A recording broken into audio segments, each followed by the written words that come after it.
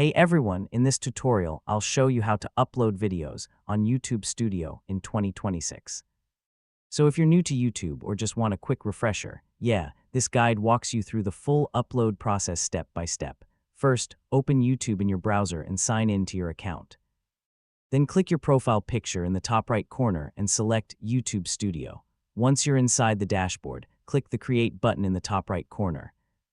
Then choose Upload Videos. Now click Select Files and choose the video you want to upload from your computer. Next, enter a title and description for your video. This part is important because it helps viewers and search engines understand your content. Now upload a custom thumbnail if you have one. A good thumbnail can seriously improve click-through rates. After that, choose whether your video is made for kids or not. YouTube requires this setting before publishing. You can also add subtitles, cards, or end screens to improve viewer engagement. Now choose your visibility setting. You can make the video public, private, or unlisted depending on who should see it. Once everything looks good, click Publish to make your video live on YouTube. So that's how to upload videos on YouTube Studio in 2026. After a few uploads, the whole process becomes really fast and easy. Thanks for watching, and I'll see you in the next guide.